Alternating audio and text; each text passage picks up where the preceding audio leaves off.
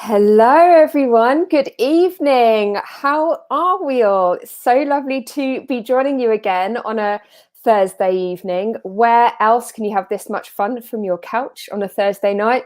Don't think there's anywhere better right now than to be with all of you and joining us for this wonderful whiskey tasting. Thank you so much. So this is the second event for the OurWhisky Festival 2021. Thank you so much for joining us. This is Club Tropicana. I mean, I've tried my best to have a little bit of palm trees going on, slash maybe a yucca, some lovely packs behind us, and you can't really see them properly, but I can't work this out, the flamingo lights as well. I mean, I've pushed the boat out, and I mean, come on, I'm not going to have these on the whole time, but you know, we've got to dial up the sunshine. Let's coax summer out of its shell. How are you all? Tell us where you're from, where you're watching us from today. Is the sun shining? And most importantly, do you have a Hawaiian shirt on? Are you wearing something tropical and getting in the mood? Because this is Club Tropicana. We're going to be tasting some amazing fruity whiskies today.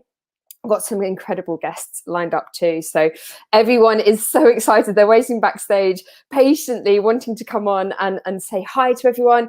Hello, Tabby. Tabby's already enjoying a highball. I'm going to talk about those in a minute. Hi, Tarita. Hola, T. Nice to see you. Chris Ratcliffe is joining us again. Lovely to see you, Chris.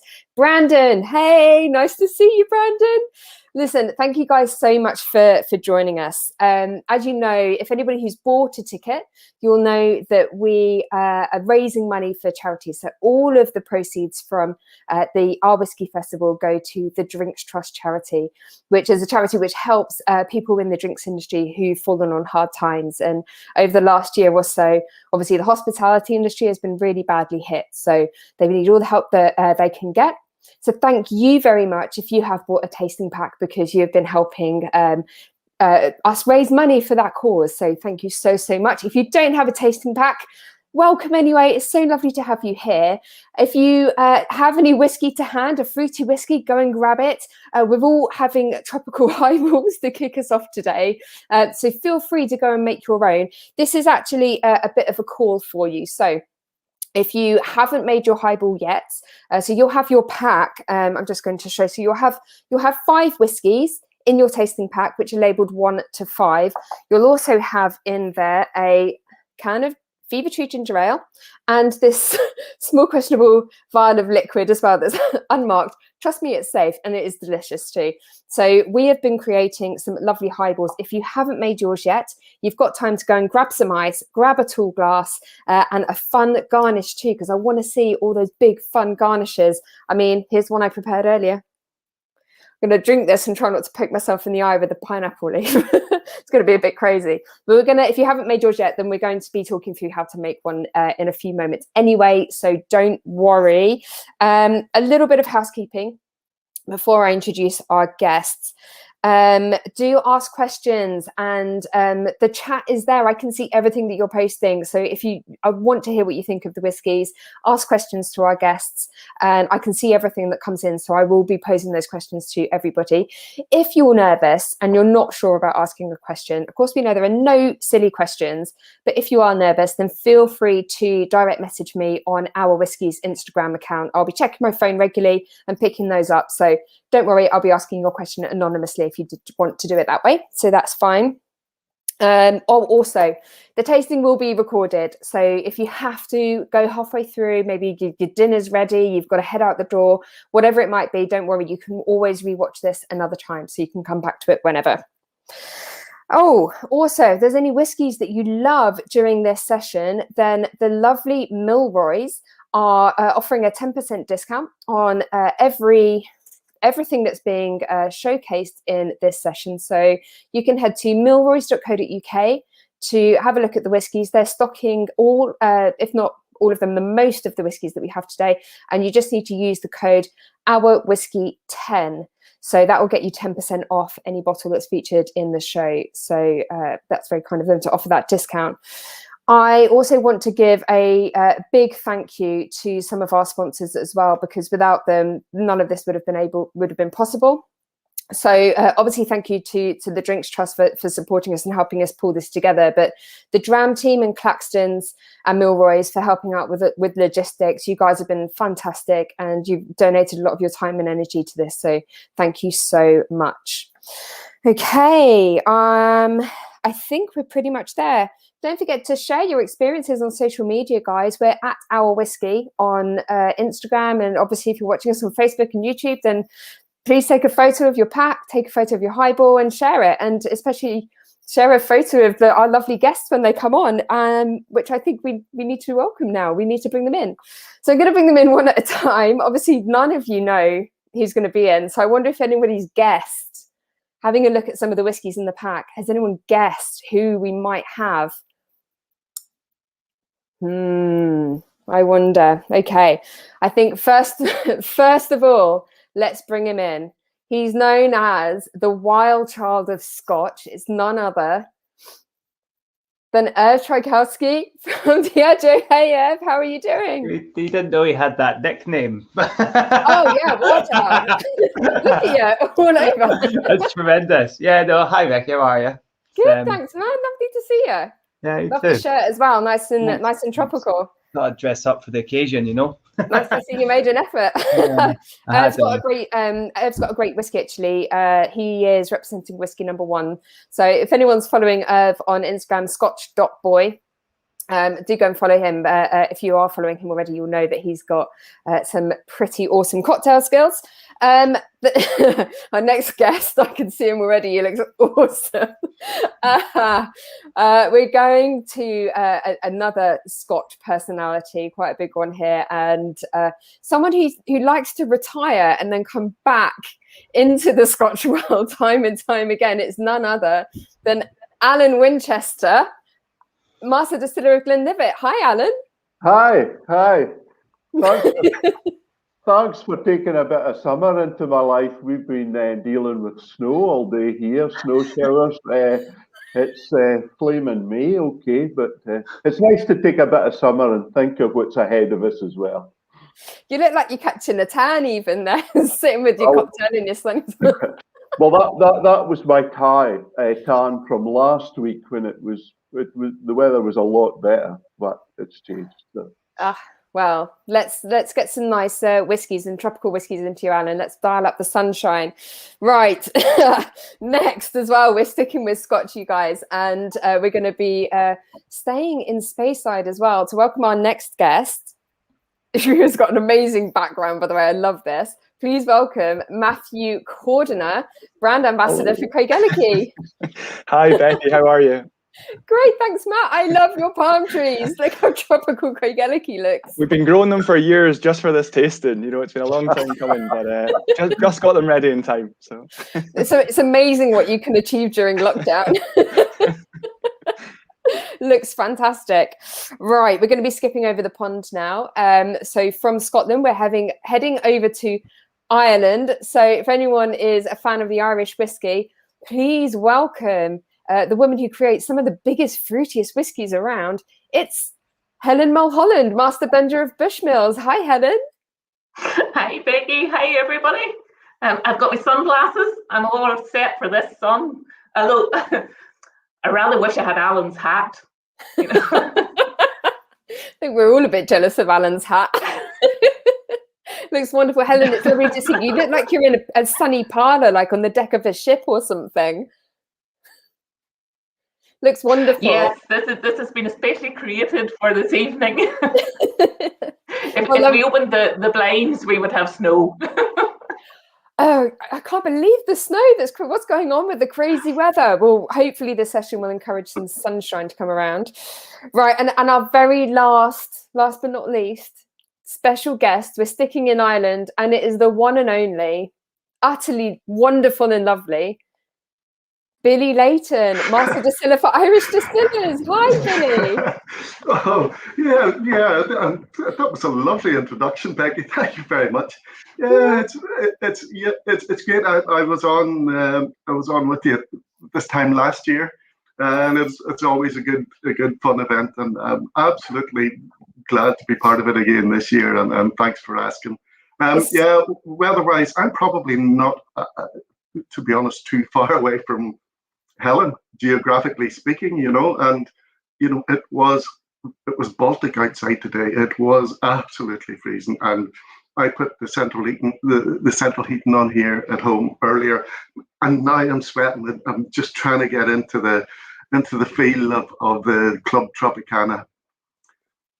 Excellent. We've all got to get into the feel of it. And I've just got to say, the second that you introduce yourself, and you know she's going to make an appearance. If anyone's watched anything I've done in the last year, you know who I'm going to introduce now, because she has to. The second I said hello, she was like, I want to be on camera as well. Here's Isla. She doesn't like it when she's not on camera. So there she is. Say hi. Get down. Anyway, right, guys, I know you've all been waiting patiently. Some of you have your lovely highballs all ready to go, but I think to kick us off, maybe talk us through the creation of this highball and also what the whiskey number one is. Let's go to Irvin. Irv, can you talk us through it, please? Oh, you're muted, mate. There you go. Unmute yourself. There you go. There you go. Hi. Hi. It's a bit of a false start. You'd think I didn't spend all day on Zoom. Sick. Cool. Right. So it's my job to introduce you to whiskey number one and your delicious welcome drink. So we're going to use the technology of a webcam so that you can see what I am up to. Right, so the first whiskey of the day is, of course, the Singleton of Dufton, 12 years old. A full-size bottle looks like this, and you have a tiny little bottle like this. This is a brand that kind of does a really good job of bridging the traditional and the modernism, and it is perfect for tasting like this, okay? At its heart, it's a really traditional, old-school way of making whiskey. It's a very traditional, by-the-book, Speyside Singleton distillery. So it is looking for those kind of fresh-cut grass notes and right through into green fruits and tropical fruits.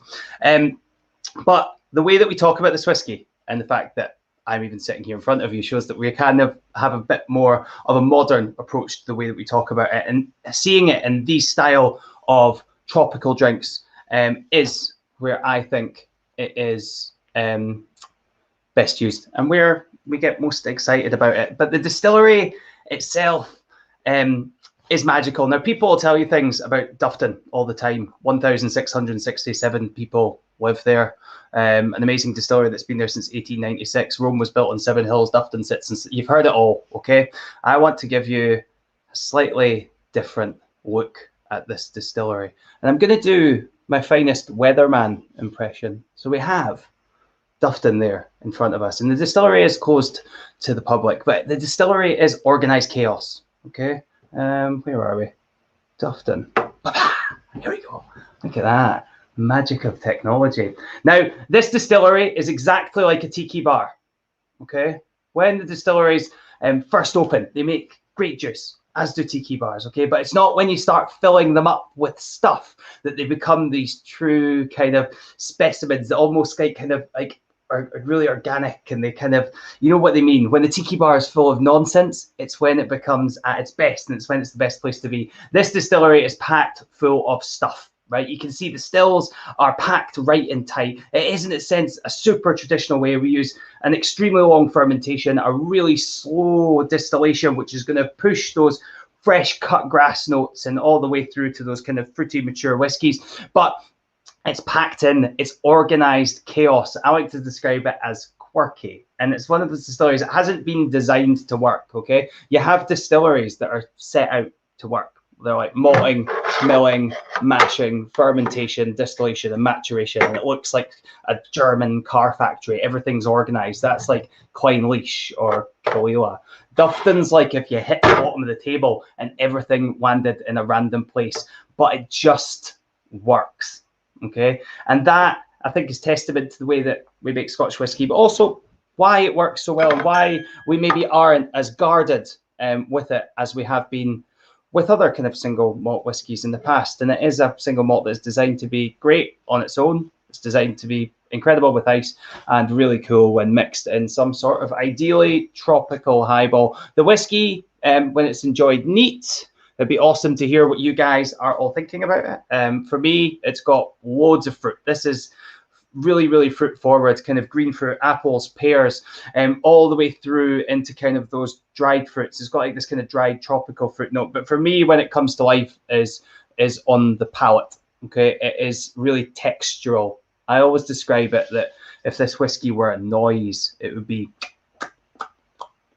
which I'm not sure if anyone's drinking it neat. I'm not sure if you're getting that. That is the worst sound in the world, Evan. The sound of someone smacking their lips. You see, it's Moorish, and it's a fantastic kind of, I don't know what that word would be if it was described. I always describe it as a sound. Right? Should we make a highball? Yes. Right. Yes. Cool. So when you're making a highball, first thing you should do is have a nice glass like this. Okay.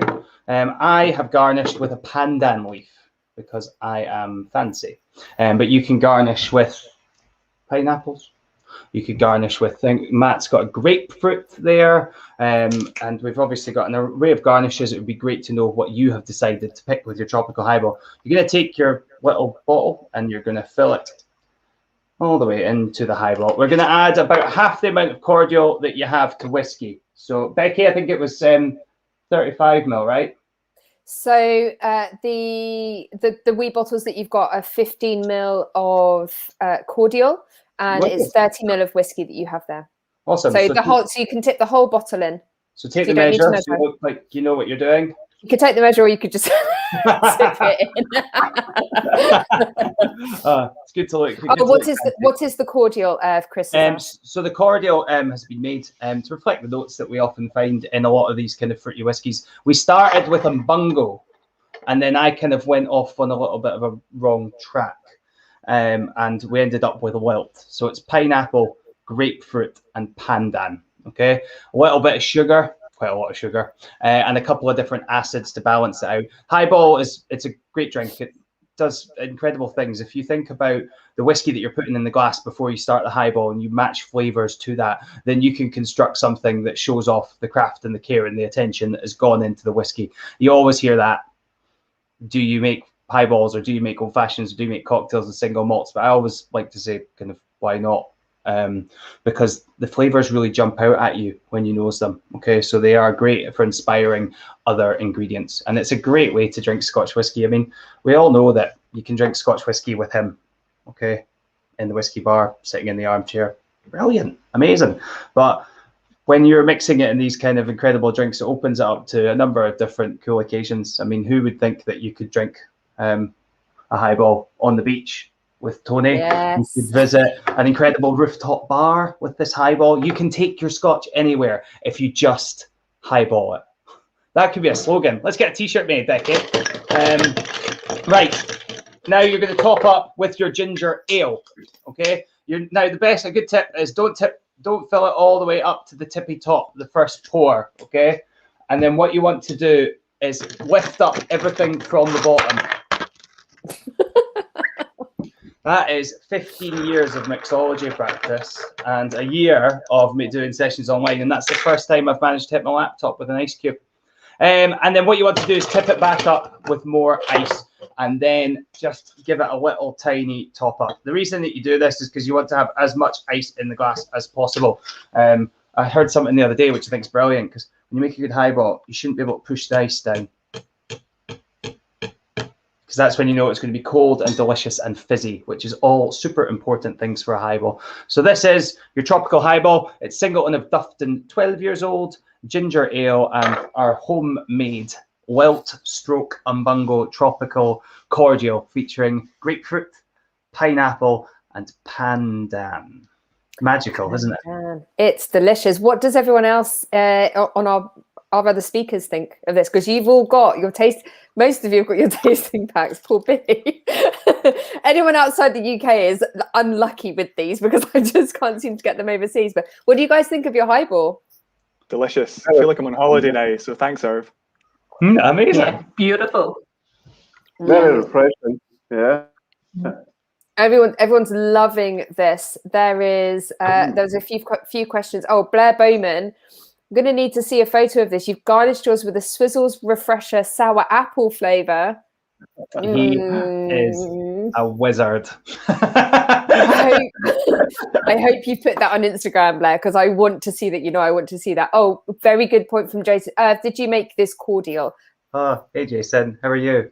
I did, and then we got someone else to make it, and then it was sent all to you. But I have got 3.5 liters of it in my fridge. If anyone's looking for some more, reach out.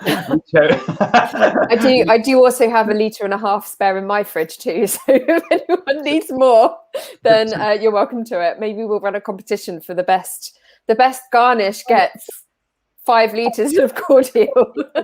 If you happen to be anywhere close to Helensburgh or Brighton, we've got you covered. Yeah. All your cordial needs met. Chris says he could drink this by the pitcher in the summer.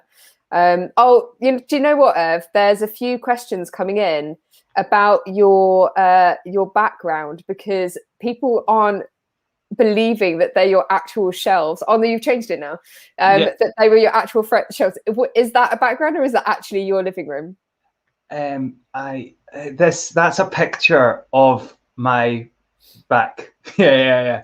I don't know if you're supposed. That's a picture of your background. That's a picture of the thing behind the screen. It's all gone too far. This is what we've done now. Like, if you leave us at home for a year, this is the schemes we come up with. It means that you can jump around places and you can do stuff. But yeah, it's no, it is a picture of the back gantry. Mate, you are leveling up your Zoom game. I'm so impressed. I mean, Matt, with your palm trees is pretty damn cool. Alan, is that still snow that I can see out of your window? No, it has retreated up the hill a bit, so it's a little bit better. Yeah. The sun's streaming in.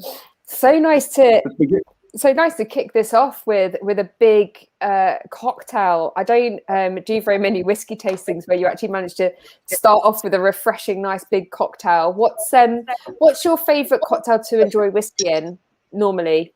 Is it always a highball? Me, yeah. I mean, I think it's great. Like, I don't know why. I think it is something that we're getting better at, like giving people the nice, tasty, refreshing drink before we kind of hit them with jams. So it is often like chucked at the end of a tasting. For me, it's a highball all the way. Literally every time I see a delicious new fizzy pop or some sort of flavoured soda water in the supermarket, automatically I'm thinking, what whiskey would that go with? Where am I going to put it? Like, what would it be delicious with? And it gives people the kind of ability to kind of experiment, because if you are starting with the whiskey and you're nosing and you're tasting and you think, I'm getting this kind of fresh lime vibe, you know that you can get this incredible Mexican lime soda, and it encourages kind of playing with it, which is really important because it's something that for the last 40 years we haven't really done, and it's nice. Like, it's I love fun. It's fun and it's exploring flavour. Like, so everyone at home, let us know what's your favourite way to enjoy whiskey in a cocktail. There's a few coming in. Spirit Bomb, Tabby likes a man. Oh my God, Isla is just all over us right now. Tabby likes a Manhattan. Ben Slater is loving an old fashioned. Chris is really enjoying the acidic finish to this cocktail. I completely agree, Chris. That kind of citric acid kind of it just sticks around. It's refreshing, and I think it works really well with the whiskey. What about everyone else on the panel? What's your favorite cocktail to enjoy whiskey with? I'll come to Helen first.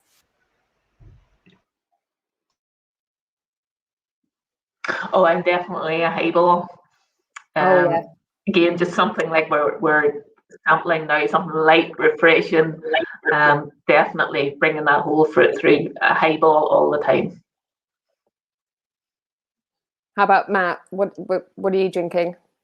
Love an old fashioned as well. I think little twists again. I know with Craigellachie, a little bit of pineapple in there, or with Aberfeldy or honey highball, I think works as well. Or again, or a golden dram for an old fashioned style with that. So yeah, love a old fashioned. Alan, are you a cocktail man? I'll be honest, very seldom have a cocktail. I tend to drink highball and long drinks if I'm in a really hot place. One in Australia turned me quite into a favourite, was one that they'd made with tea. and the cold tea and the whiskey went really well, and then a hot temperature, I found it very refreshing. Yeah. Nice. Billy, how about yourself? Do you enjoy your nice, refreshing cocktails, or are you a bit more of a short cocktail kind of guy? Yeah, I'm not big into my cocktails at all, to be honest. I mean, a whiskey cocktail, I'd be sort of the old-fashioned type of guy as well. I like the old-fashioned. I do like a sweet drink, and I think the citrus, the added citrus in an old-fashioned works well with the kind of a light citrus note that you get in some of our whiskies, you know. Yeah, I agree. I've got to say, I'm going to go completely different. And my favorite whiskey cocktail is a Bobby Burns, which you never see in the UK, but is so popular in the US. And it's not actually named after Robert Burns. Everyone thinks it's named after Robert Burns. It's wheeled out for Burns Night.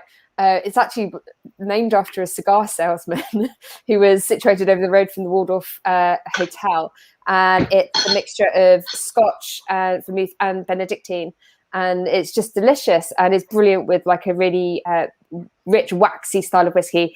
Actually, a little bit like a whiskey that we're going to come on to a little bit later. So I don't want to give too much away because we're not there yet. But we're going to move on to another whiskey. So for those of you who maybe aren't so keen on a cocktail, we're going to dive straight into tasting our whiskey neat. Oh, but by the way, don't worry. If you want to add water or you want to add ice to your whiskey, please do that. Go ahead. We're not judging anybody here. You enjoy whiskey how you like. So, whiskey number 2. Gosh, we are running through the time very quickly. Let's move on. Alan Winchester, the one and only. How many times have you retired now? Semi-retired. Alan, you're master distiller of the Glenlivet, which is a wonderful distillery in Speyside, and you've got very special, relatively new whiskey to talk us through today. So, guys, it's number 2 in your tasting pack, the one marked number 2. Alan, can you talk us through it, please? Yes, well, what better for the tropical night out is this Caribbean reserve that we've done with the Glenlivet. And this is where we've taken there it goes there, Caribbean Reserve, 40%. But what we've done here is we've selected a number of casks of the Glenlivet to go forward into maturation casks that previously held rum. And this is a fascinating twist. And we know in the United States, the teams there are always wanting to say to the cocktail makers, whiskey's such a versatile drink to use in a cocktail. And with the Caribbean Reserve, we've thought of that. And we wanted to keep that Glenlivet fruity floral style, but also add a Caribbean twist to it. You often get banana sort of notes in the Glenlivet. You make this whiskey, you'll find that bananas and syrup note coming out. And it's a great compliment to the Glenlivet, but also to the rum. And it's nice to see that the two have collided well. I always have a favourite little story that after the 1824 Distilling Act, which Glenlivet emerged from, the people in Tom and Towel drank quite a bit of rum after that because of the equalisation of the taxation meant that the rum was as affordable as whiskey. So there is a rum drinking culture in Scotland. We drink most things, but the mariners have that. And I think this is a great play in the history, but also the marrying the two notes, and also to allow us to have something to make a cocktail with. And again, in America, lots of cocktails using this as a thing. So it accentuates the toffee quite a bit in the whiskey. That is a character limit spirit. But we're going to accentuate the wonderful nose, still the classic nose, but that syrupy sweet and bananas, which is very attractive, and it works, and it's what the team have always looking for. Keep everything in balance. Glenlivet is a perfectly balanced whiskey, we heard about Dufton, or Dufton Glenlivet as it used to be called. It used to take the Glenlivet name because it was to identify it as producing that style of whiskey. It's only 13 miles from the Dufton Glenlivet distillery, but quite a bit elevated. Yeah, that you could have pictured that today because they've had 4 seasons all in the one day. The still looking out to the still house. So see the taste. There's the 6 stills. Now I know, Becky, you always want us to ask why these are such fruity monsters. That's one of the reasons, the pot still shape. It's the way we manipulate the process at every stage. But we know that's what we've been handed down. We know from the records that's the style of whiskey. This is the style of the whiskey which the originator of the Speyside comes from. I'm going to steal one of Matthew's little stories. He'll speak about when Craigellachie was built. It produced that old-fashioned pineapple style, and yet put your nose in that Glenlivet, you will get pineapple in the nose of it. I see what you mean with the tropical fruit, the banana, the toffee coming through. There's some spice that's quite nice in there as well. It really pushes the toffee up, which complements the toffee's there, but it really takes it up, and that it tunes it up a bit, and I think that's very attractive on it.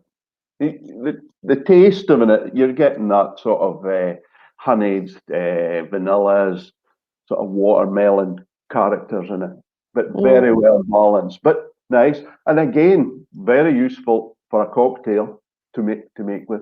But as a single malt, this is taking the old world to the new world in a sense. It's actually a really good question come in. I know you mentioned a lot of that flavour is created in the pot stills, but Jez has asked, how do you get that ripe banana note? Is that something that's created in the still, or is that something that's created during the fermentation process beforehand? As we know, a lot of whiskey flavour is created during the fermentation by the yeast, but where does that banana come from, Alan?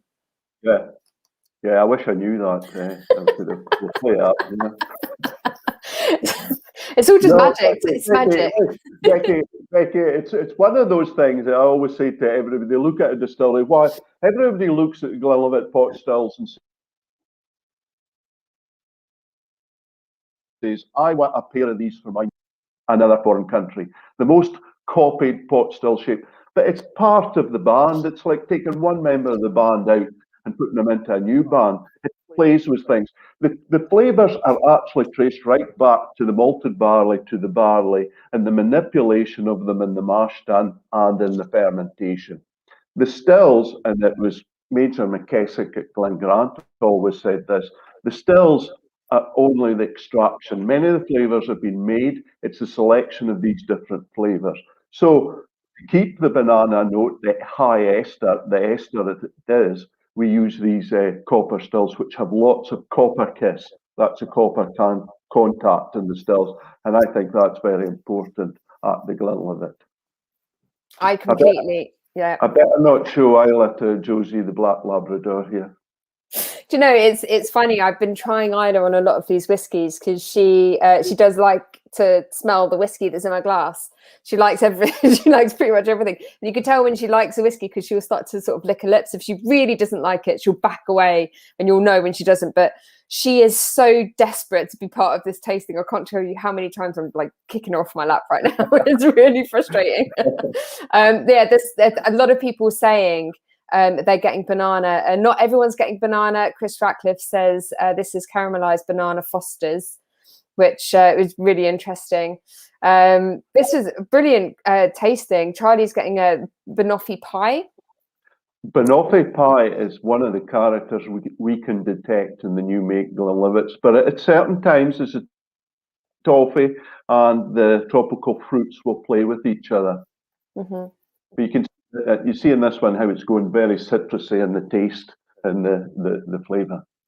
Yeah, delicious whiskey. So is everyone enjoying this version of Glenlivet Caribbean Reserve? What do our panel think? Is this your first time tasting Caribbean Reserve? It is mine, that's for sure. It's delicious. First time for me, yeah, delicious, really good. Yeah. First time for me. It was really cool to hear about like the Scottish. It's not something they ever talk about, the Scottish rum link. But it's like, how many Scottish pubs do you see that kind of? Remember Rum and Pep? That's a classic Scottish cocktail, isn't it? Absolutely, Erwin. You used to look at the staff sales in the company, and you could tell the folk that had the East Coast fishing connections. There would be more rums be bought. That time, Seagram's had quite a lot of rums. We used to take rum into Liverpool and then latterly Scotland. Yeah, so that's a connections. Yes, but that's the beauty of this, is allowing us to take the Glenlivet style and use it with the rum to produce this. I like it for it twists up that citrusy note as well. So it speaks of tropical things. I agree. It's a nice way to kick off our neat whiskey tasting, at least anyway. And it's really popular seeing, actually, when I was looking at which whiskies to include in this tropical session, there are so many rum cask finishes to choose from. It's become such a popular style of cask. How much this is an open question for everyone, how much do you think a rum cask influences the flavour of a whiskey, and how much do you think it actually dials up that fruit flavour? Matthew, I know that Jewers have for our 8-year-old, the Caribbean Smooth, again, I think it's a fantastic example of that, right? We've started that 8-year-old series, so you've seen a few different finishes now, and more to come shortly as well. But it's amazing the difference that makes with the rum cask, and I think I've been lucky enough to share a few jams with Fraser, the global brand ambassador for Jewers, and it's amazing just how much that rum does come through for me through the cask. Helen, I know you've worked with rum casks before as well, because I've tried some Bushmills that have been phenomenal aged in rum. What's your take on the flavour that's imparted by rum casks? I'm a big fan of rum casks with the Steamship collection, and also we've a new Caribbean rum blend just released, and I think it's incredible the way that it mixes with whiskey. It gives that sweetness, that toffiness. It makes an incredibly easy to drink whiskey, which we've just seen. I mean, it's beautiful, and also it also gives those rich textures that just blend incredibly well with the fruit flavors that come through. So again, I think you'll see an awful lot more rum cask finishes coming through, because they also enhance, as Alan was saying, that banana flavor from the original distillate, and like ourselves with that fruit, peachy pear drop notes, it tends to work incredibly well with those. I think you're totally right there. We'll see a lot more rum casks coming through, and also playing around with lots of different styles. I know Talisker released a rum finished whiskey. Was it fully matured in rum? I can't remember now. As part of the special releases. We rum cask finishes. We've done it twice. I mean, it's amazing that it took so long to join that dot. It's like the match made in heaven, isn't it? But it's a very clever blend. I mean, there's so many links between kind of, especially if you're looking at kind of Jamaican rum production and Scotch whiskey. That's the styles, the spirit can be those kind of incredible ester heavy styles, and it's it does work spectacularly with Talisker, and it is kind of, I mean, you've seen the kind of drinks that we put together with Talisker quite often. It is those things that are inspired by the sea. It is extremely tropical, and when you add that rum cask finish, it not only helps you tell the story, but it works on a kind of on a flavour. On the flavour side as well, man. Yeah, can't believe it took so long. Yeah, definitely. Yeah, it's phenomenal. The Talisker 8-year-old rum cask finish is one of my favourite expressions from that distillery. 8 years old, it's just wonderful. Phenomenal whiskey. Would love to see loads more rum casks coming through. But every whiskey that's featured in your pack today is slightly different. So we're dialing up the tropical fruit notes in different ways. So we started with those wonderful stills with Irvin, and with the singleton and drawing on that lovely fruit character and looking at the way that whiskey can be nuanced, particularly in a cocktail, and then moved over to the Glenlivet Caribbean Reserve, where that lovely red apple and citrus fruit character from Glenlivet is nuanced by those lovely rummy, those Caribbean casks as well, to create that lovely banana toffee style of flavors. So don't forget, all of the whiskies that you're trying today are available at milroys.co.uk. So just to remind you, there's the website. All the bottles are available there, and they're offering a 10% discount on any bottles. So this discount will last for the whole month. So use this code, OurWhisky10, on any of the bottles that you've liked today, and you can go and pick a bottle up from there. So thank you very much, Alan, for talking us through that. I think probably time to move on to whiskey number 3. And for whiskey number 3, we're going to come over to Matt Cordner with Craigellachie. Hey, Matt. Hello, how are you? As I say, you didn't have to twist my arm too much to come on and talk about Craigellachie. Anybody who knows me, I have 5 wonderful whiskies to talk about in the global portfolio at John Dure & Sons, but my hometown is Craigellachie, so any opportunity to talk about it is a good one for me. Anyone who's got a Craigellachie at home, if you have the tasting pack, the first thing you notice when you pour that into the glass and have a smell is those lovely big tropical notes. So again, it was great when Becky reached out. It was a very obvious fit for this Tropicana tasting. Alan sort of made reference there to that kind of classic Glenlivet style, the old Glenlivet style, and that is something we actually had called out when the distillery was built.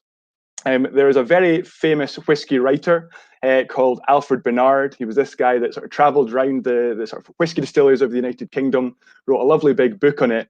And when he visited Craigellachie, he talked about the fact it had this lovely pineapple note to it. So I think it's great thinking, all the way back to when we were built in 1891 to present day, that lovely pineapple note is still something we've kept. That's, I suppose, the more sort of typical Speyside note, as we said, very similar, I think, to the Glenlivet there in that traditional Speyside style. But over the years, we've been kind of coined this nickname, the bad boy of Speyside, because we are not your normal Speyside whiskey. And again, anyone who's got that glass in front of them, you'll see that lovely big kind of tropical fruity note, but alongside it, you have this lovely kind of musty, funky, cordite, wet gunpowder kind of toasted note as well. So a very unusual, I think, Speyside whiskey. To know where that comes from, we have to go back into the sort of production a little bit. And right at the beginning, as Alan said there, everything's important, so we go right back to the beginning of the process for us. Our barley is rather unusual. We use a very special maltster called Glenesk, based out of Montrose, and we have exclusive use of their kiln number 2 at the moment. And that is an oil-fired kiln, giving us a rather sulphury sort of barley. I was very lucky to get a visit out to Glenesk one day. They're not normally open for visits. I met one of the guys at the door, and he said, "Are you the guy from Craigellachie today?" And I said, "Yes." And all he said was, "You guys are weird." And he walked off. And that was kind of my introduction to Glenesk. But we met with the manager, got a great tour around as well. And I caught up with this guy later. And I said, what a lovely introduction. What on earth did you mean by that, saying we're a bit weird at Craigellachie? And he said, he'd been in maltings for over 20 years and he'd never seen a request for barley quite like Craigellachie's. Most distillers are looking for as low a sort of trace level of sulfur as possible. At Craigellachie, we're kind of doing everything we can to get a good amount of sulfur coming through into that barley. So again, we start with that kind of sulfured malt, and really the whole way through the process for us, we're trying not to lose too much of it. Talking about sort of where flavour comes from, again, our time in our fermentation is sort of fairly average in Scotland, about sort of 56 to 60 hours.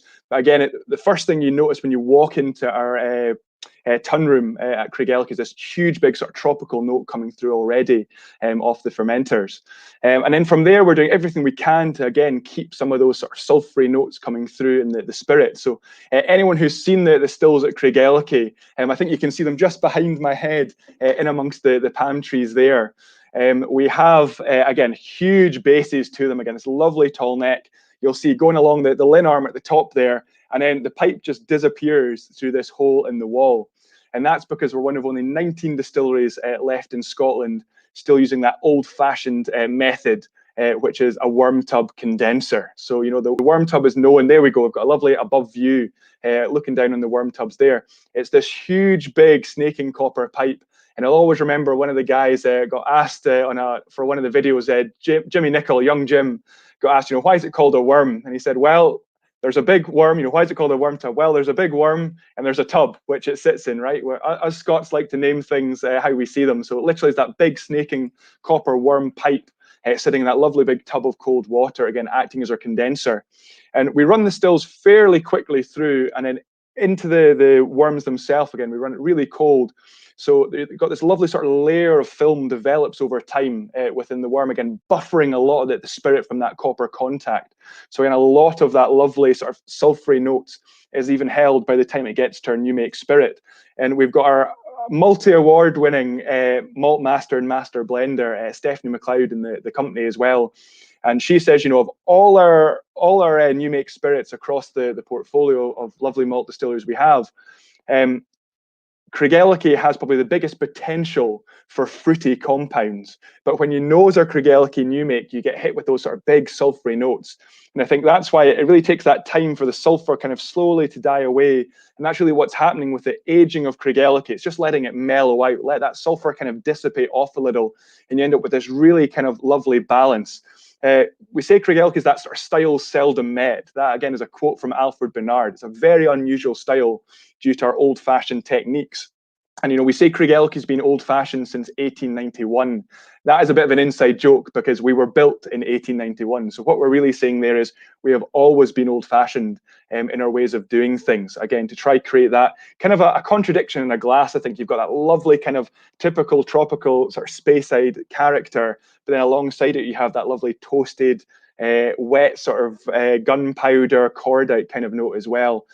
One of our US ambassadors said, you know, drinking Craigellachie is like firing a shotgun through a pineapple, and it's such a visual tasting note. I just love that one because it has those kind of two sides of Craigellachie sort of beautifully in balance there.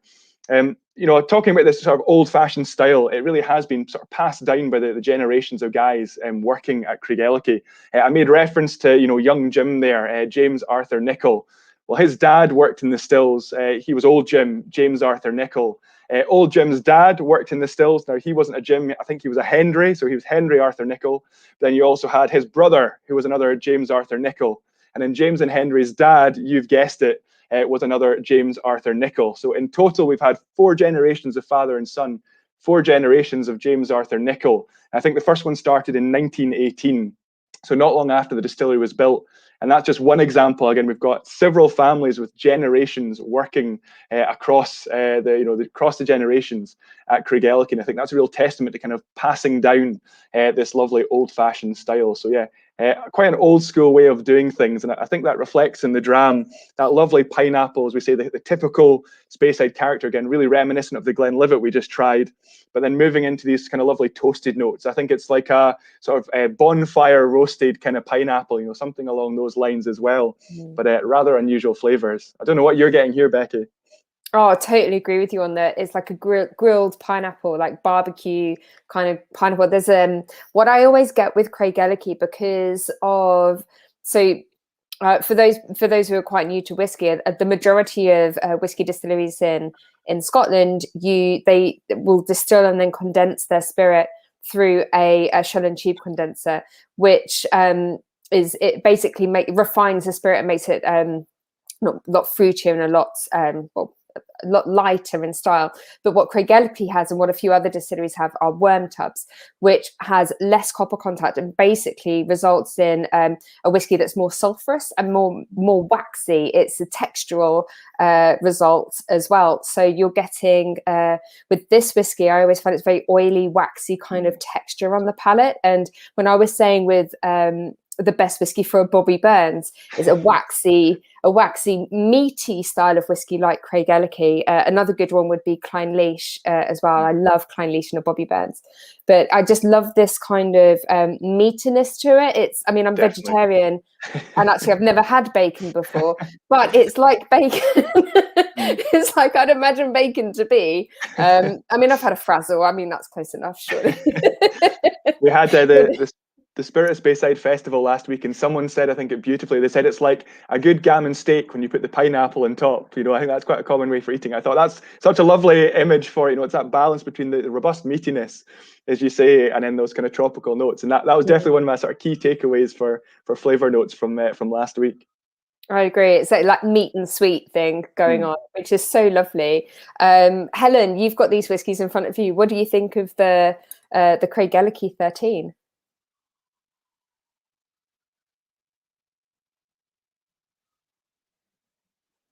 Take you off. There you go. What are your thoughts? I think it's incredible. I think it's so unusual that you get those, like the meaty notes, the toasted notes, but that beautiful warming pineapple coming through. It's an incredible whiskey, and very unique. Yeah, it really is. Matt, I think, you know, you're right. When I first got in touch with you, I was like, I really would love to have, do you know what? Craigellachie's got to fit in this somewhere. We have a dram for you, right? That was, it wasn't even a question. And I think it is that balance, contradiction in a glass, right? It's those two just random sort of flavors brought together. And on anyone who's not got the dram in front of them is probably thinking gammon, you know, gammon and pineapple. I know Billy there as well, you know, what an unusual combination. But it is that just unusual space side, right? I always describe, you know, if your Isla whiskies are like standing next to the bonfire on the night, Craigellachie's like your close the day after, you know, they've got that just a little grip of something to them, you know. Yeah, and that's what it's like for me. You're all making me very jealous. I don't have it here. I'm having to make something equally as good as a Powers John's Lane, just for the look of it, you know. So anyway, once my tasting pack arrives, I'll review all the comments. Yeah, it'll be stuck in customs somewhere, Billy. It'll get to you someday. Oh, honestly, Brexit is causing so many issues with getting tasting packs out the country. I can't tell you. And this is why there are so many people that wanted to join us from overseas. This is why I can't even get my speakers a tasting pack, let alone anyone else. So I'm so sorry. Everyone who's at home and watching, what do you think of the Craigellachie 13? Especially if this is your first time trying it. If you are a fan of big fruity whiskies, how does this one size up alongside some of the others we've had already? I love that comment. I'm going to bring it up again because I really liked it. Scott Adamson mentioned going back to the Glenlivet after trying the Craigellachie and having that banana note dialed up to a banana angel delight, which is a bit of a blast from the past. We're talking, we're really going back there. Yeah, it is. It's great when you do have different whiskey. If you've got different glasses in front of you for each different whiskey, I'm afraid I'm reusing the same one here for ease. But if you do have different glasses, it's worth going back and just retasting them and seeing what other flavors you can bring out of it. It's really lovely. Do you reckon Scott Adamson's got any fruity whiskies he can bring on? That's a great shout. Right, Scott, what are you doing? Scott also works for a brand, by the way. Nice to see you, Scott. Yeah, really lovely, that one. I really like that. Chris asks, are there sherry casks in this one, Matt? Because he's tasting some dried fruit. Yeah, it's a combination. So again, in that initial maturation, it's a combination of bourbon and sherry casks. Again, a lot of refill casks in there. But across the Craigellachie 13 and the 17, we're taking all of that combination of refill cask and bourbon and sherry, and we're putting 50% into bourbon first fill and 50% into sherry first fill. So you've kind of got that combination, and then everything's brought together at the end. So I think you have that kind of lovely warming spice along with the Craigellachie as well, I think, from that use of first fill casks. I should say as well, it is up at 46% ABV, so we just had a step up in ABV here because we're also non-chill filtered as well. So again, that kind of bigger, more robust kind of feel in the palate, and everything you get with our Craigellachie range is natural color as well. So I think it's that kind of old school style of whiskey again in how we bottle it. Yeah, delicious whiskey. I'm a big fan of those big waxy meaty numbers, which again is weird coming from a vegetarian, but maybe I'm missing out. So you never know. Thank you so much for that, Matt. My pleasure. This is do you know what, Scott? Come on, next year, let's get to Martin 30. Why not? Let's bring a nice old tomato in and let's see how you shape up against some of these other whiskies. Let's bring it in for sure. Really good question here from Blair as well, because I've noticed this. Why does it look like Alan's shirt is moving? I don't know why, because I've got the background off because it didn't work, but must be my internet connection. Alan, it looks like you have ants running all over you and all out the window. No, it's outside. Or he's just teleported in from the future. Like... Oh yeah, that's Star Trek. Yeah, no, that's a great whiskey, and I think as Craigellachie is obviously a competitor's distillery, but I think that's the beauty of our industry, that we've allowed all these individual characters from certain distilleries. They may have started and said it, they were making something like Glenlivet, but they've developed their own styles, and that was all. And you can see why Craigellachie hasn't been a single malt for a long time, because it was required for certain blending purposes. But it's a fantastic whiskey, as you say, and the waxy taste. Yeah, I think you draw there really a rare dram as a single malt, right? It was only kind of amongst the independent bottlings for a long time. We only kind of officially launched in 2014 with the Last Great Malt series. But again, Peter Mackey was one of the owners, one of the founders for Craigellachie, of course, famed with the White Horse brand, right? So again, it's been that workhorse kind of historically within blends, but only recently a small amount getting to light. Again, with that real cult following. And so I think to appease those malt spotters, right, those real keen enthusiasts, we finally managed to get some released as a single malt. But yeah, a rare dram in itself. I saw someone there saying about the 31 as well being a cracking dram. I think that was really what put Craigellachie on the map, right, back in 2017 when we won the World Whisky Award for Best Single Malt. Suddenly, people, when I said where I was from, Craigellachie, not a Scooby, right, not an idea. After that award came out, they're like, "Oh, Craigellachie, can you get us some?" So I think it's definitely done wonders for the village and for the brand.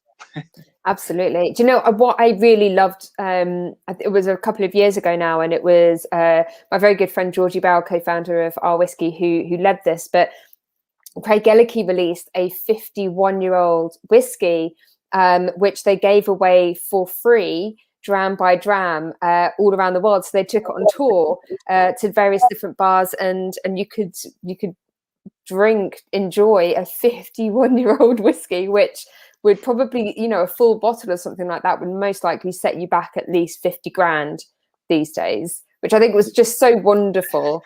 I'm pretty sure I tasted it, but it was so long ago now, I can't even remember what it was like. Were we not at the bridge together? I think that was the first ever bottle was opened at the Spirit of Speyside Festival. I'm sure, were you there under the bridge? Yeah, I'm pretty sure I remember you being there for that. Or again, Georgie Bell, my predecessor in the role, wonderful job setting up that aperitif hour at the festival. And we always just said to folk, come down and we'll share a dram. We won't tell you what it is yet. You'll find out when you're there. And we'll just have a bit of a chat in amongst the hustle and bustle and chaos of the festival. But that was the very first year. It was the 31 was brought along as a bit of a surprise. And then a few years later, right, we brought, I think it was a Craigellachie 31, 33, 51, Altmore 25, all brought along for a free dram. And it was a first come, first served basis. Needless to say, they didn't last long, right? I think it was about 15, 16 minutes for about 120 people. And I think the only thing that slowed it down was our speed for pouring. But yeah, every drop given away for free around the world, I think championing our share the rare mentality. I mentioned Peter Mackey being one of our founders. Alexander Edward, that forgotten whiskey hero, such an influence on Speyside whiskies. He was our other founder, and he was a real philanthropist, in Speyside. Again, gave away a lot of his money as estates as well. So I think that really kind of champions him as one of our founders there, about that sort of sharing the rare kind of mentality, and just letting big fans of Craigellachie get a chance to taste it.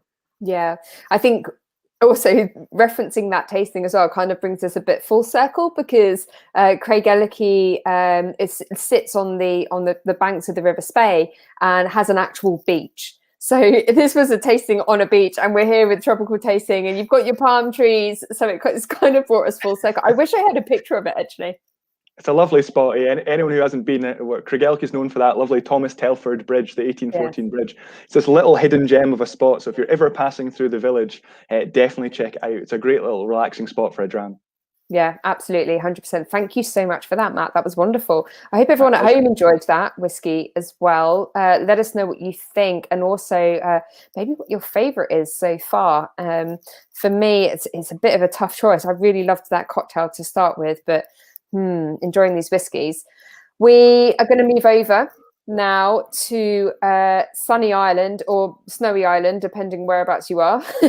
It's a bit hit and miss with the weather anywhere right now, I think. We're going to move, first of all, to a distillery which I think traditionally is very well known for its big fruity whiskies, and a lot of people love this distillery's output, particularly some of the whiskies that came out during sort of the 90s period. But a wonderful lady, very knowledgeable, Helen Mulholland, is going to talk us through one of the beautiful whiskies, actually one of my favorites, from Bushmills Distillery. So Helen, take it away, please. Thank you, Becky. What we're going to taste this evening is Bushmills 16-year-old. So if we want to pour bottle number 4, and we'll just let it breathe for a moment or two. And I'll just talk about Bushmills. Bushmills is set on the very, very north coast of Ireland, and it's in an area of outstanding natural beauty. And we're actually the oldest licensed distillery in the world. We obtained our license to the area in 1608. We're a single malt distillery. We're a grain to glass distillery, in the fact that we mash, we distill, we warehouse, and we bottle, all on the one site. We create beautiful fruity whiskies.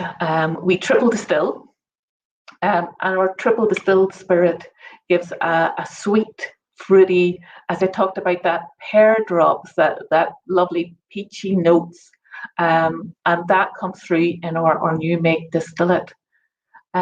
We then, well, when you talk to a distiller will probably tell you that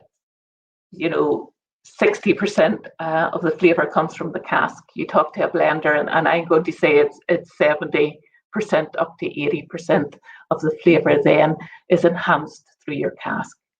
And that's what I like to do, and that's really my role, is to make sure that beautiful, sweet, fruity flavour in the distillate is enhanced by the casks that we use. We use 2 main types of casks at Bushmills. We use bourbon, and that bourbon gives us that beautiful vanilla, honey, sweet taste. We also use Oloroso sherry, and that provides this deep, beautiful dried fruit flavours that intermingle with the bourbon flavours and give wonderful depth of character. And that's what you'll find in this 16-year-old whiskey. Even to look at straight away, what you'll find is it's a beautiful red colour. And the reason that we have that spectacular colour is that it's matured for 16 years in both bourbon and the Oloroso sherry casks. And when it becomes 16, we combine these together and we place into port casks.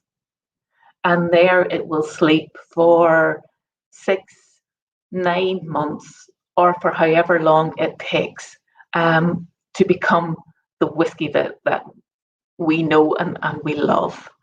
Port casks are actually quite difficult to work with. You can overport a whiskey very, very quickly. So we look continuously at the maturation of these casks and work with them right to the end. And we only bottle them whenever the decision is made that it's perfect. And now we'll maybe move on to the best bit. So what I talked about is that beautiful ruby red colour. And it's actually ruby port casks that we use to do the finishing and the final maturation in it. On the nose, what you'll get is that deep, deep dried fruit flavours with that sweetness coming through. Again, we'll talk about those toffee notes and those all intermingling on the taste. Straight away, all these notes, that complexity coming through. So again, we're back into that toffee, that sweet spice, back to the dried fruit, and dark chocolate and praline notes. But it's that big fruity flavour that holds it all together. And I think on the finished, it's all about the sort of jammed berries and dark chocolate, and that richness. And the finish just stays. And that's what you get, is that smoothness, that sweetness, that instantly recognisable Bushmills flavour. But it's all about that first new make distillate, that fruity flavour coming through, and then the flavours are all added. They're layered with the amount of casks that are in it. And it gives them that lovely dried fruit, sweetness, honey, praline, and it all comes in waves. And it's the type of whiskey that you could sit with for a long time. And every time you try it, you find something new in it. And again, we're incredibly lucky at the Bushmills that we have, as with all the other distilleries here, we have wonderful craftspeople. And we have our own coopers on site, and the amount of years of experience and love that goes into making whiskies, I think it is shown to perfection in the 16-year-old. And Billy, you should be able to work without a sample on this one.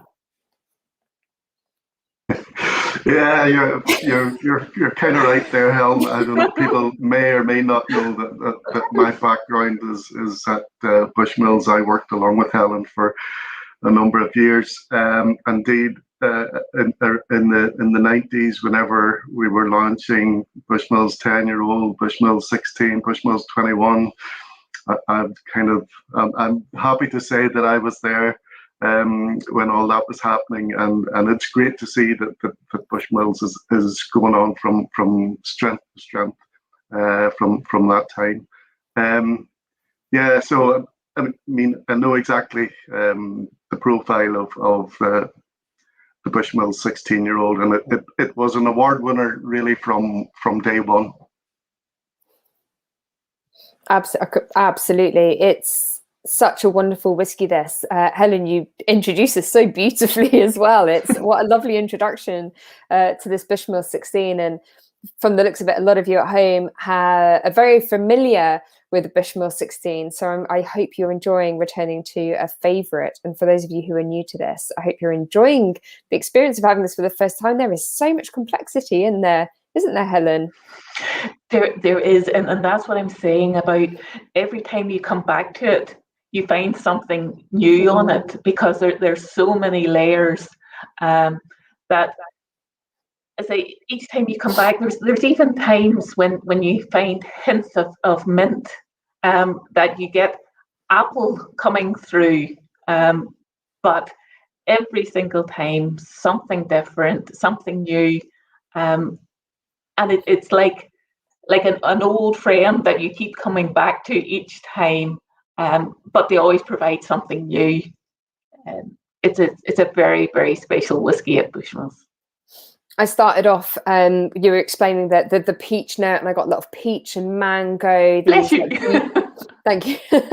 Lots of peach and mango. By the way, if it hasn't come across yet, I've got a really bad cold, so I'm surprised I can smell anything in this at the minute.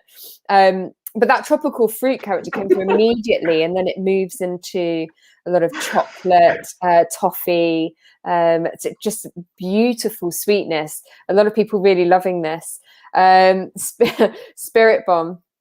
I'm afraid Spirit Bomb won the golden ticket in our last tasting last week, but she wants to use it again. Sorry, Tabby, you get your own. By the way, your bottle was delivered today. I hope you got it.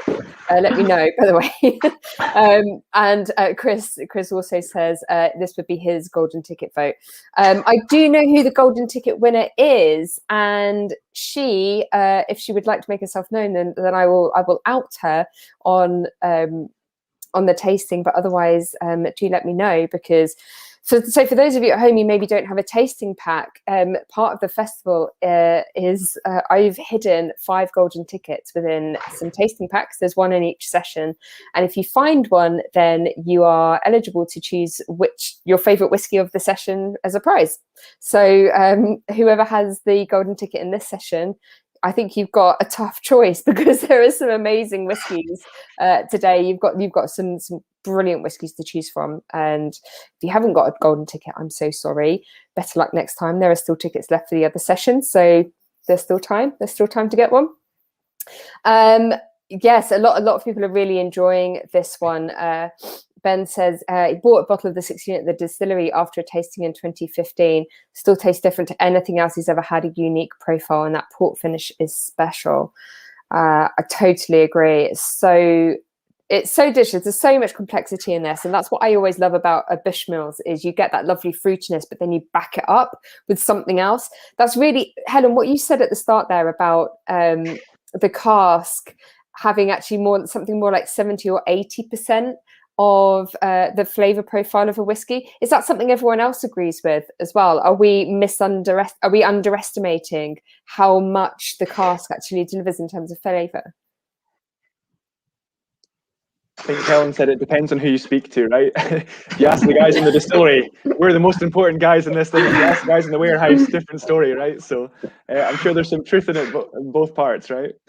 Yeah, to be honest, I would go along with Helen on this one for sure, and it may be down to maybe the Irish style, and generally in most cases triple distillation, where the distillate is a little bit more refined, is not so characterful before it gets into the cask. So I think we're depending a lot on what the cask has to contribute. Helen, with Bushmills, because Bushmills has this, it does have a unique, intense fruitiness. Where does that come from? Is there one particular stage in the production process that comes from, or is it just a combination of all different factors? It's a combination of a number of factors, again coming from our malt, from our water, but again it's down to the shape of our stills and our distillation, coming from the triple distillation, from the lovely swan neck of our own pot stills. So it all generates from a number of things, and then becomes really intensified during the distillation process. As I say, and Billy's talked about there, the triple distillation brings out that sweeter, cleaner, probably fresher spirit that we're looking for. And again, it allows us to add and let the cask contribute to those flavors and building that intensity, but with that smoothness. We always talk about, well, we all talk about our whiskies being smooth, but with our own, just that age and those incredible cask profiles just bring a smoothness and a roundness to the spirit. Absolutely. I think it's wonderful whiskey, Helen. Thank you so much for introducing that to us. And there's a comment here from Ben Marnock. Be interesting to compare the Bushmill single malt to the pot still. I agree, Ben. So let's move on to it, shall we? Let's move on to the pot still. And I think everyone can guess. Well, I don't know. Probably people could guess what single pot still whiskey this is. But Billy, why don't you tell us all about it? Yeah, so thanks, Ben, for prompting the move up there. Yeah, so what we're going to listen. I'm going to start off with the health warning here, because what we're going to look at is Redbreast 12-year-old cask strength. So the whiskey that you're looking at is actually 57.6% ABV. So that's just a health warning. I'm not saying add water straight away. In fact, what I would say is at least try it at its cask strength before adding any water. So you'll see there on the screen it's Redbreast cask strength. We've changed the packaging slightly. It used to say Redbreast 12-year-old cask strength, but it was being mistaken, especially in bars. It was being mistaken for Redbreast 12-year-old, which is a 40% offering. So we kind of emphasize the cask strength on this, although it does still have the age statement. So just below cask strength it says age 12 years. So it has an age statement. We just haven't brought it to the fore here because it was leading to some confusion in bars. So Redbreast is a single pot still Irish whiskey, and maybe just to explain a bit about single pot still, it is it is one of the kind of the four categories of Irish whiskey, and it's I suppose its definition is it's distilled from a mash of both malted and unmalted barley, and that's key because the distillate that derives from that mixed mash is different in style, say from the Bushmills malt distillate, which is 100% malted barley. So that's the key thing here is the use of the unmalted barley, and it gives a distillate quite distinctly different from a single malt distillate, and it comes across, first of all, in texture. It gives a quite a smooth mouth coating, velvety texture, but from a flavor point of view, it would be more spicy than fruity. So you're talking about maybe from the distillate point of view, it's it can be kind of herbal right through a spectrum of spices, peppers, right through nutmeg to heavier notes, more earthy notes, maybe like leather, that type of. So we have a wide spectrum, and where that spectrum comes from is we actually make three different styles of pot still distillate. And the reason we have three different styles is that back in 1966, Irish Distillers was formed, where the Jameson Distillery, the Powers Distillery, and the Cork Distillery Company amalgamated to form Irish Distillers, which was basically, I suppose how the Irish whiskey industry survived, because it was going through very dark times, really from the early 1900s, and so we have three different styles of distillate, and we kind of have the light style, which would be the more herbal end of the spectrum. The medium style, so you're bringing in white pepper, black pepper, to heavier pot still styles, and that's kind of replicating what those three original distillers were producing at the time. And that's great for me as a blender because it gives me lots of options to work with. So out of Middleton Distillery, we have multiple brands coming out of Middleton. I guess the best well-known one would be Jameson Irish whiskey. We have Powers Irish whiskey. We have the Middleton family, and maybe the latest brand family to be added was Method and Madness, which is our kind of experimental range of whiskies. But what we're looking at now is Redbreast 12-year-old cask strength. So if we want to get to the fruitiness of it, just in the nose, what I've said, there and again, bear in mind it's 57.6% alcohol. You're going to get a little bit of a citrus light character coming through in nose, and some herbal notes, which will be coming from the distillate itself. And again, picking up from where Helen was talking about the cask influence, Redbreast is matured in a mix of ex-bourbon casks and ex-Oloroso sherry casks. Like what Spirit Bomb's saying there, he knows what the fuss is about. Yeah. So now the casks, the whiskey is aged in those casks for a minimum of 12 years, and during that time they're picking up all the contribution that there is from the casks. So that's both what the cask was originally seasoned with, was it bourbon or what was it Oloroso sherry, but also from the wood. So on top of the herbal notes that you might get, just on the nose, you'll get vanilla, you'll get cinnamon, you'll get a little bit of clove, and that will be all coming from let's say the bourbon wood itself. Some of the vanilla is a carryover from the seasoning with bourbon.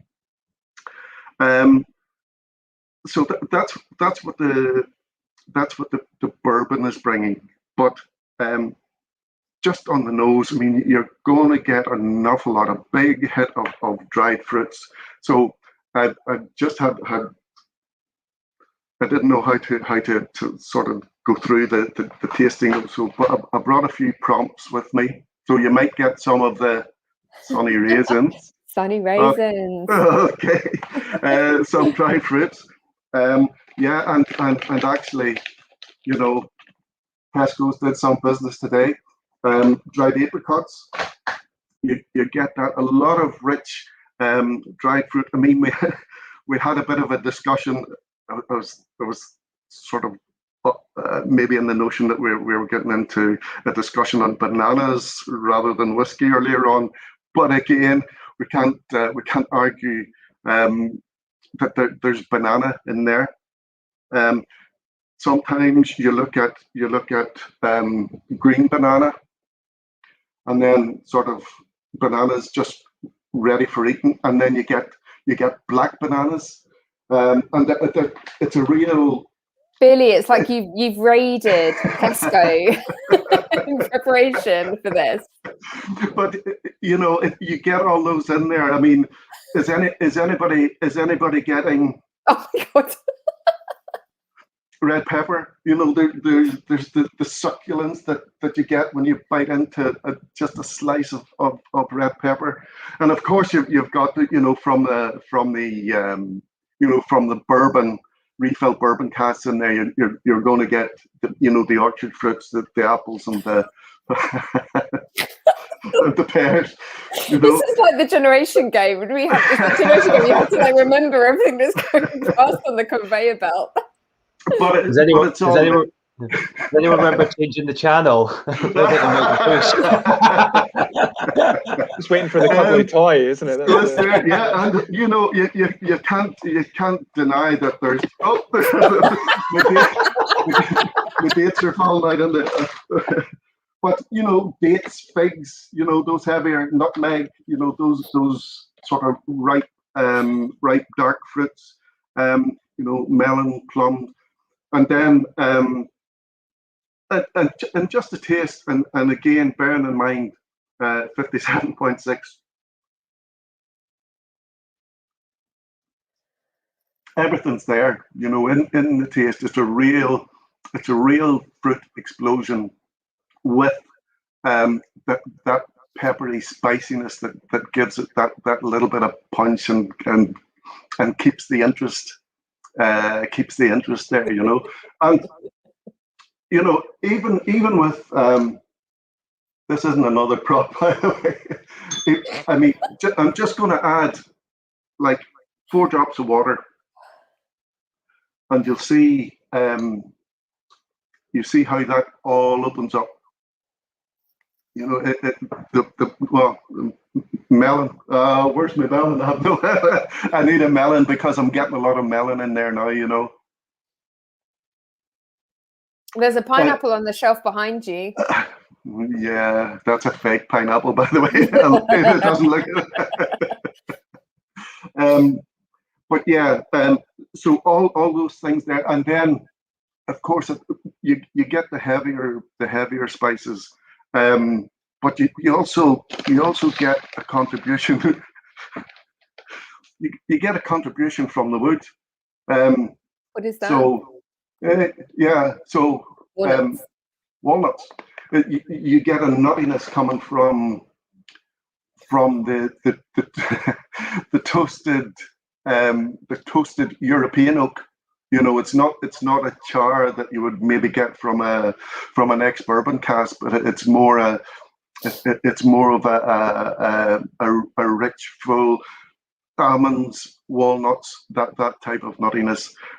So I mean, there is an awful lot going on in the Redbreast 12-year-old, and again, most of that fruit is being derived from the cask, especially the Oloroso sherry casks. You know, if you look at the cask mix in the 12-year-old cask strength, there would be more of the ex-bourbon seasoned barrels in the mix, but it's the Oloroso sherry contributes disproportionately to the bourbon. So, and that's where all the those rich, dried, dark, ripe fruits are coming through.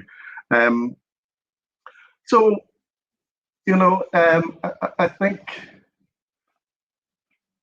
well, I haven't had the pleasure of tasting all the samples tonight, but by the sounds of it, we've had some really good samples, and I'm looking forward to getting my tasting pack and going through them all. But you know, Redbreast is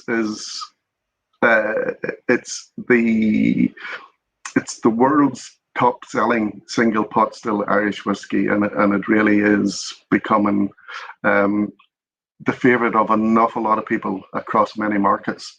You know, so we'll try and keep that momentum going, and it's opportunities like this, Becky, that you've given us that helps us along the way.